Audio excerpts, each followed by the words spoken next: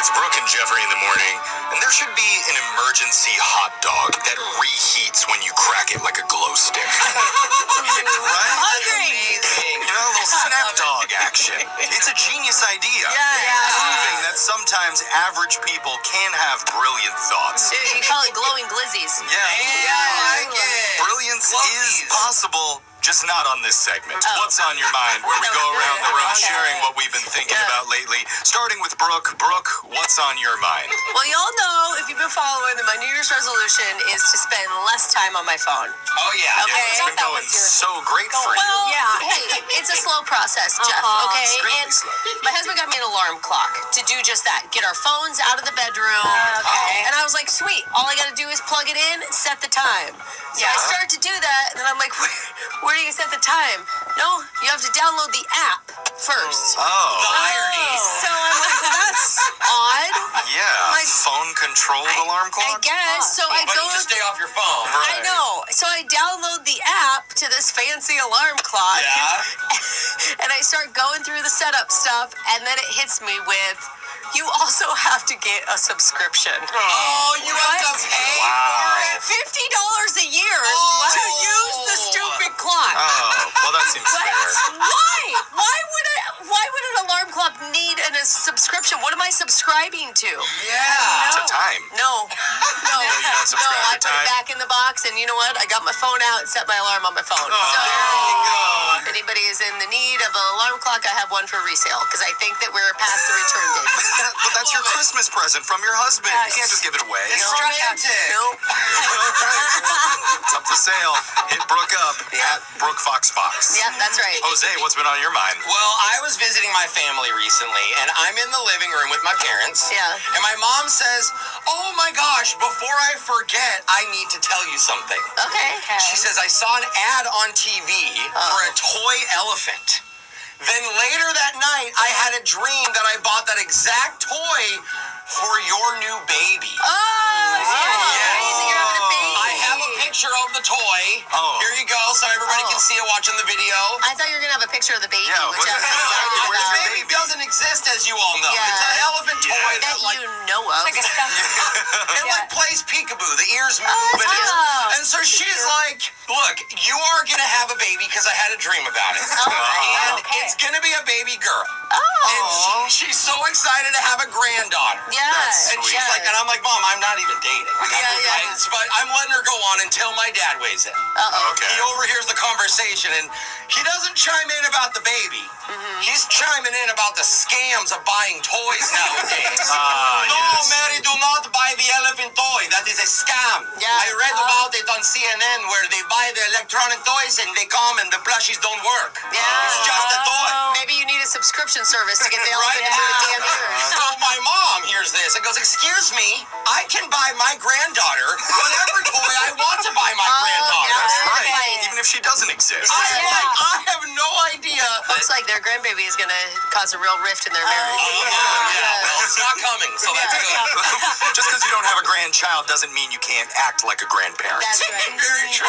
That's fair. Alexis, what's been on your mind? So over the weekend, I had a long flight, and I was like unwell, like sick going into it. And you hate to be that person, you know? Not really happy sitting next to you now. No, I know. Not gonna Sorry. lie. So I'm That's awful. backseat of the plane though, by the bathroom. So I'm like, okay, maybe I can like lay low here. Nobody will see me. Yeah. Except that there's a line for the bathroom the entire flight. Okay. Oh, no.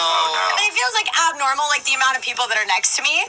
We have 1 hour left of the flight, and the pilot announces we need to emergency land because the bathrooms are full and are What? close to flooding. Oh, my, I've heard about this on the news that before. could happen. Yes. I've heard about this. And I knew there were so many people. So we land, and then they're like, if you have to go to the bathroom, you can get off the plane. Half the plane leaves to go to the bathroom. Come back on. Nope. So then it took forever because they're missing people. People get back on, and they're like, hey, the bathrooms are working. And the line forms again for the bathroom. What are they serving on this plane? I counted 20 people in line next to me, you guys. Oh, my, that's like half the plane in a line. Yes. But then I decided to stop covering up I'm sick because I'm next to the bathroom. I'm like, hey, if I'm the sick girl next to the bathroom, maybe they'll get out of line. That's good. So I start coughing, sneezing. So the whole plane should thank you. Yes, I know. Eventually, we do take off. My 5-hour flight turned into a 9-hour flight because of all the people While you're that had to go to the bathroom. Oh my god. So, and I bet you they blamed it on you. They're like, there's some sick girl back there Yeah. who really upset stuff. And really, I was keeping people out of line. Doing service. That sounds like really good. that sounds awful. All right, Jeffrey, what's on your mind? So I didn't tell anybody this in the room until now, but I went to Disneyland last week. I'm jealous. I love Disney. Well, you didn't tell anyone because you didn't want Jose's 1,000 tips he would have given you. I do have a Exactly. Disneyland painting in front of me right Yeah. now. Yeah, I didn't want I love anybody it. telling me how I should do it. Okay, fair enough. I I mean, would have, yeah. I feel like people always talk about the huge crowds, and yes, it's very expensive. But the thing no one ever seems to bring up is the personal space issue. what do you mean? So I buy a bubble wand. You guys know what those are? Yeah, So those things are obnoxious. Yeah. Music. I get one, and I'm walking around with this thing, and out of nowhere, this 8-year-old kid runs up to me, and I'm not making this up, puts his entire mouth over the top of my wand. Oh my god. Where the bubbles come out. He eat them? Starts basically inhaling the suds. Oh, And he pulls away for just a second to shout, bubbles taste good. And then goes right back in. And Okay. meanwhile, Why did you just turn it off, Jeff? You have the... I'm in shock. Putting it on high. Just letting it spin? I'm thinking, I'm gonna get in trouble here because this random kid's sucking my wand. Okay. So eventually he, I guess, gets his fill, does this crazy big laugh, like, and then runs off into the crowd. Well, he's drunk on bubble juice. Yeah. Then later, I meet Mickey and Donald for a photo op. Sick. For some reason, Donald doesn't understand the personal space thing either, because he keeps leaning in like he's trying to give me a mouth kiss. Yeah, they do that. The characters that are cute They're, like that. they're like being happy with you. Why do you turn Yeah. everything weird? These are my experiences. I didn't know meeting a Disney character came with a dental exam. So Disney, please put some signs up in the park that say, respect others' personal space, please. Jeff, you should just not go out into public that much. I was the weird I one. think you're the problem All here. right, dude, don't even tell us what you do with a churro. Okay, get that bubble boy back on my wand. That's fine. And text in to 78592. Tell us what's been on your mind. It's Brooke and Jeffrey in the morning.